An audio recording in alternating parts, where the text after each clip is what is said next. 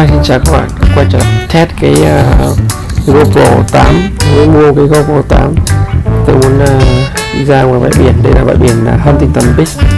Thì để trải nghiệm xem là mình khớp được hình ảnh quay có nét không, mà tôi muốn coi cái khả năng chống nước của nó có tốt không. Thì bãi biển rất đẹp vào một buổi chiều hoàng hôn.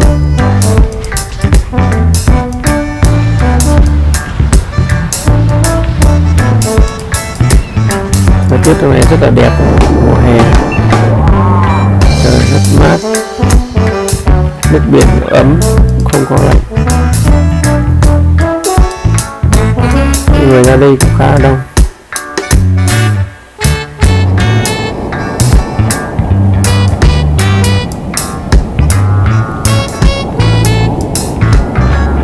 Bãi biển Huntington Beach thì là một bãi biển rất là sóng, rất là đẹp để mà mọi người có thể tới đây chơi lướt sóng. Thì cái sóng của đây nó rất là đều và không có lớn quá, nó không nhỏ quá, thì nó rất là thích hợp để chơi lướt sóng.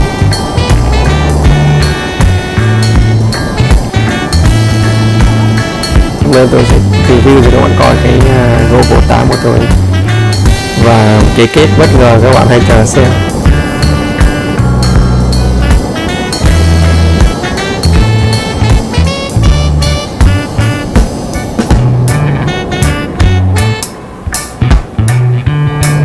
Buổi chiều rất đẹp, hoàng hôn bắt đầu xuống, nắng vàng chiếu xuống mặt cát rất đẹp các bạn.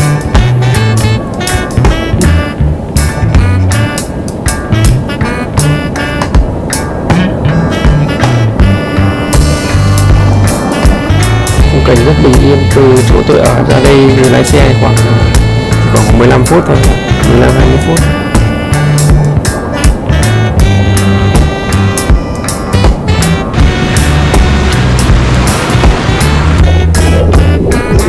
Đây là những điểm đầu tiên tôi nhảy xuống dưới nước, bơi thử một vài vòng.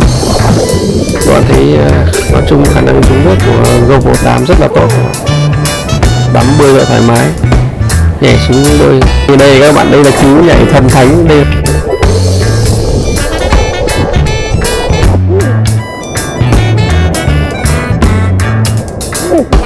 Đây các bạn, xong cú nhảy thần thánh thì GoPro của tôi đã coi như chìm xuống đáy biển. Các bạn có thể thấy cát chìm trong màn đêm tối thui, và bây giờ nó đã chìm vào đáy biển. Tôi vẫn có thể nghe được tiếng la hét của tôi ở trên, rất có thể nghe được tiếng sóng biển. Các bạn thấy không?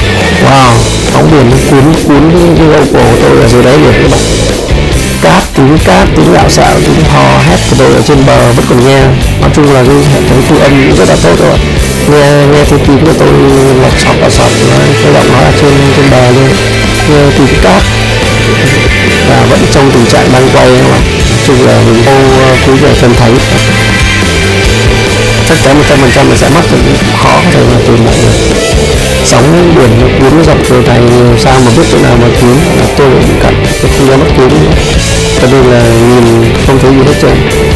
Mà sóng biển ở gần bờ của thân cho cái GoPro của tôi là tiên trải nghiệm đem ra biển để nhìn thấy tất cả những cái ánh nắng. Có lẽ là lúc này GoPro tôi đã đang ở trên gần bờ, là sóng đánh tôi cũng thấy được cái ánh nắng chiếu vào luôn.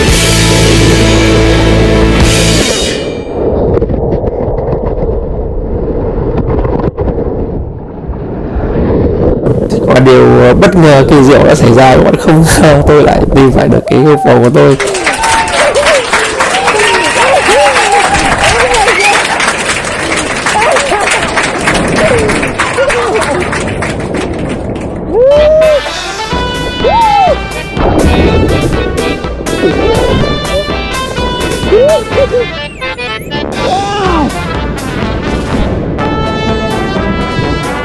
I was wrong. I lost it. I just lost again. I lost it.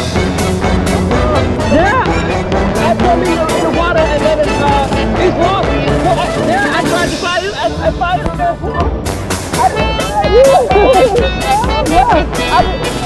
I didn't think I'd find it again.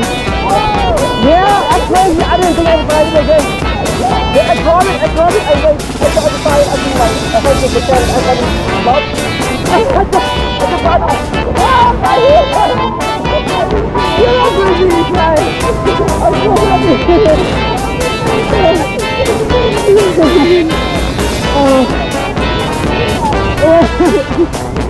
Oh my goodness. I'm happy now today. I'm lucky now today. Yeah, we drop it out. Don't wait. Wow. It's really good. It's really good in water. It's good. I hope it don't work.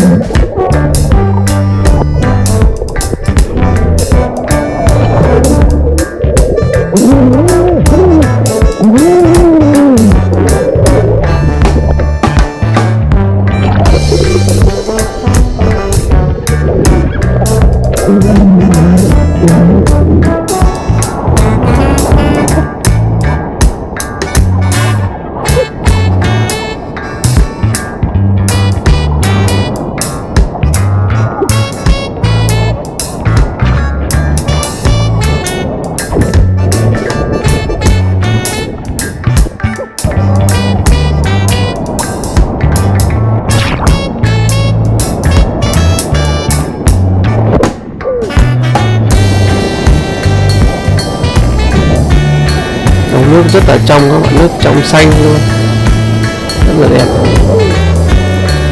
Mọi người thích ra đây chơi lướt sóng. Hôm nay ít đấy, có nhiều bữa thì tới chơi rất là đông.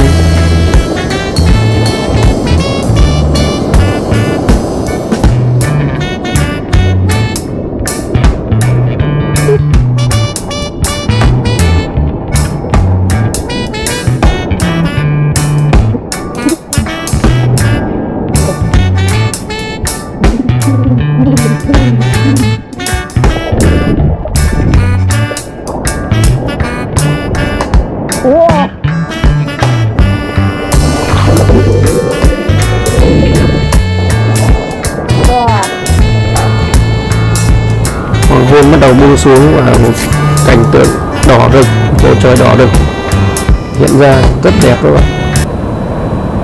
Buổi chiều hoàng hôn ngày hôm đó rất đẹp, trời đỏ rực luôn, chiếu xuống mặt cát như là tấm gương, rất là đẹp.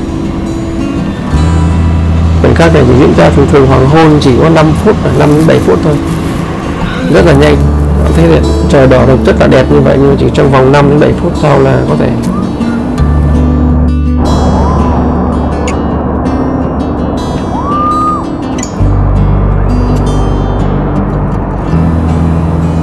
wow, đấy khoảnh khắc đẹp nhất trong ngày.